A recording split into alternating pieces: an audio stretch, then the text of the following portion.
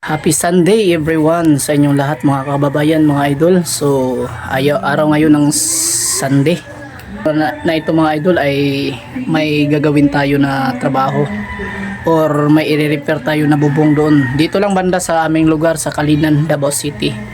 So yan, and unang-una sa lahat magpapasalamat ako sa inyong suporta palagi sa palagi nyong panonood ng ating mga videos po, lalong-lalo na po sa lahat ng mga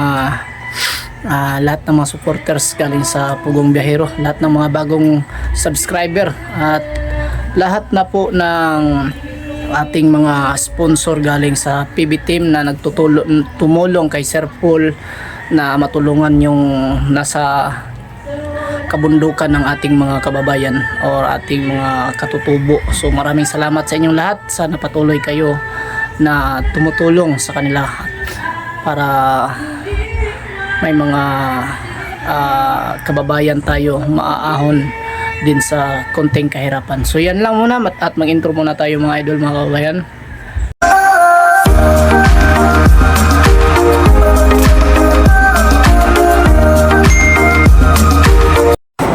Idol, andito na po tayo sa Kalinan. Ito po yung project nung una na tapos na ginawa dito. So ngayon may kunting mga tulo siguro sa pagkabit ng yero dito, pagkabit ng mga plastic. Sa mga plastic kasi hindi na kami dito ang nagkakabit, yung pinakabit na namin yung mga bubong. So yung plastic kasi is kasama na yan sa pagkabit ng mga gutter. So yan, so hindi na kami ang nagkabit dito, pero project ko naman ito, talagang tayo ang magbabalik dito para ayusin. So yan, pakita natin sa taas mamaya. So yan mga idol, mga kababayan, nandito na po tayo sa taas ng bubong. So yan, so bali ayusin natin tong part dito mga kababayan, mga idol, kasi dito may tagas sa ilalom or may tulo. So kasi project natin to, talagang ayusin natin to kahit hindi tayo ang nagkakabit nito, nagpapakito do. So yan o. So kasi yung lupa na nabili ng lupa dito ng ating client is wala sa eskwalado yung lupa. Tapos gusto niya kasi na buuhin kahit hindi eskwalado yung lupa. Kaya ganito yung nangyari sa kanyang bubong. So bali hindi siya eskwalado yung building kasi yung lupa na nabili ay hindi rin eskwalado. Papakita natin mga idol para at least makikita nyo rin kung sa ganitong sitwasyon ay bigay tayo ng idea kung paano gawin ang ganitong mga trabaho. So ang nangyayari lang dito mga idol ay hindi siguro to nalagyan nila ng mga bulka, kaya ito ang nangyayari, may mga tumatagas sa ilalim. So papakita natin mga idol ha. At ipapakita natin dito. So yan layo sa eskwalado, ang lapad doon sa taas. Tapos pagdating dito ang liit na ayan na lang ilang dangkal na lang mga idol isang dangkal na lang siguro dito sa baba Yan, isang dangkal na lang. Kikita nyo, isang dangkal na lang siguro. Pagdating dito, ang lapad na niya.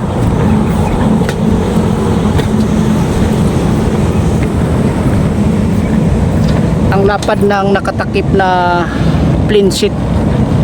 Yung plain sheet, ilang dangkal na siguro dito. Kasi dito halos isang pligo ng 240 hindi nagkasya dito sa taas. Hindi po siya nagkasya dito yung isang pligo ng 240, kaya ayan, so ginamitan natin ng mga paraan natin kung paano natin ayusin. So ayan, makita na natin lapad nito. So ito yung project ko sa manguna. Ito po ay commercial building mga idol, mga kababayan. So ayan, kaya sa trabahong construction mga idol, mga kababayan, ay sanay na tayo kung paano natin hanapin yung mga problema or paano natin solusyonan. Ayan, so this kapag bigay tayo ng idea kung paano natin ayusin itong mga problema dito. Yan. Kunting video muna. Against the light.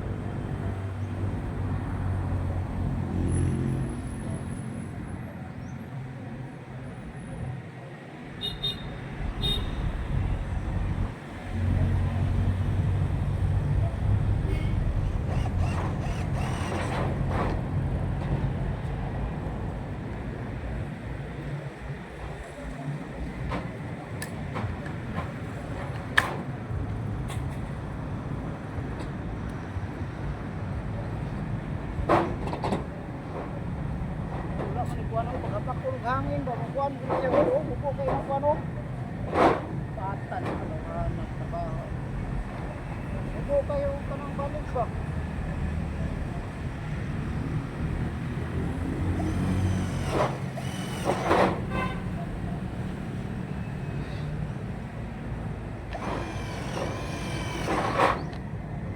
lumayo ang ano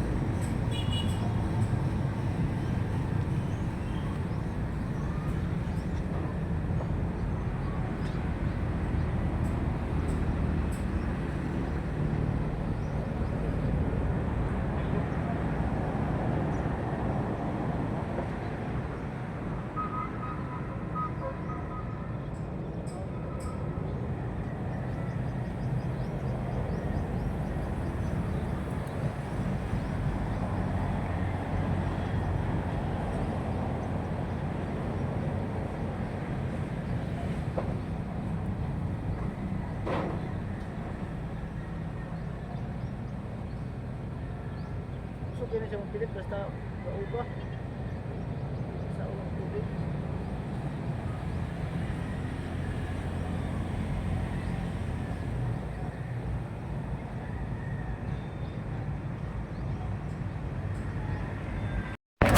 So dyan dadaan mga tubig mga idol, mga ubayan dyan, oh. Yung mga awang na pinsit dyan dadaan, kita nyo yung mga awang. Kailangan natin yung i-rebits, tapos lagyan natin ng bulka para mawala na talaga yung tagas o tulo dito. So yan, bahuin natin yan, pakita natin yan pagkatapos nating lagyan mamaya. Papunta sa ilalim, tingnan natin dito sa ilalim. May ano pa dito sa bayan, oh. Gandang tingnan, oh, gilid. Ito yung mga design ko na paggawa ng mga railings mga idol, mga kababayan. So simple lang po pero magara. So yan, kanal dito at least. Tingin-tingin tayo sa gilid. Ayan. Ito po yung labas. So yan ang ginawa natin. Lagyan natin ng mga butas dito. Yan, para steel matting. Mas maganda siya tingnan. Sa ilalim mga idol. Ito po yung ilalim. Nasa uro plata to mga idol. Hindi na to tinatiles kasi yan. Yan.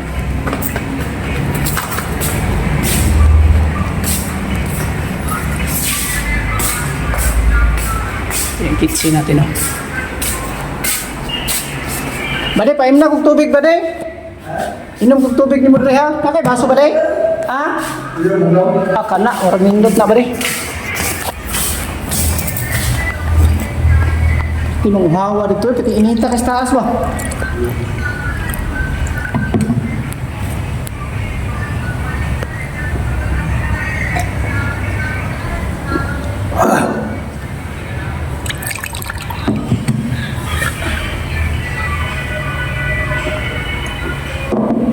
Salamat. Yung underground ng building na ginagawa natin muna. So, yan. Tayo dito sa ulan ng bukas.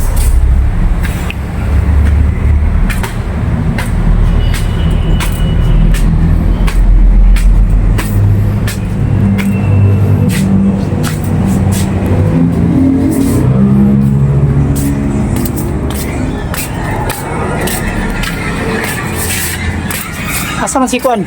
Pare! Pare! Ano pare na ko? Pare! Karga na to pare!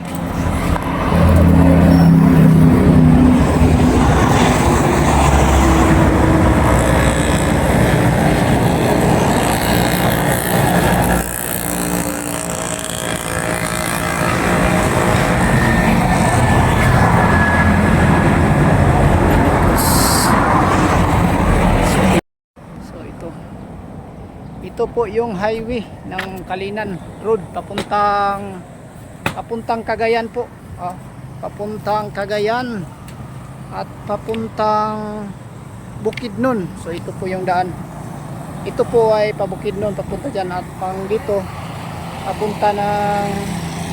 papunta ng Davao pababa. So yan yung idol. So yan. At liligpit na tayo sa ating mga gamit. Ito yung mga gamit natin na ginamit mga idol, mga kabayan. Yan. May barina tayo para pangbutas at saka riveter. Yan. Riveter at saka blind rivet at may mga kunting mga maliliit na pako tayo. Mga concrete na pako. Yan mga idol. Loob. Yan. So, yan mga idol, natapos natin sa paglagay ng mga bulka. Yan. Talagang yan o, ginagawa natin, nilagyan natin lahat ng bulka yung may mga awang para sigurado tayo na wala na po talagang tubig na tatagas dito sa ilalim kasi commercial building mahirap na kapag maraming tulo sa ilalim ang paninda nila ay baka masisira po kasi mga bolts and nuts yung nasa ilalim mga idol mga kababayan. So ito, tapos na po tayo, sana po ay hindi na tutulo sa ilalim o tatagas. Yan. So thank you sa lahat ng sumusuporta palagi. Ngayon ang sobrang init dito. Araw ng linggo. Maraming salamat sa inyong lahat mga kababayan, mga idol sa palagi ninyong pagsubaybay sa ating channel at sa lahat ng nag-concern sa akin na magsuot tayo ng sunglass habang tayo ay gumagawa ng tiles or nagkakabit or nagka-cutting. So maraming salamat sa inyong lahat sa inyong pag-alala sa akin. So thank you very much and bye bye.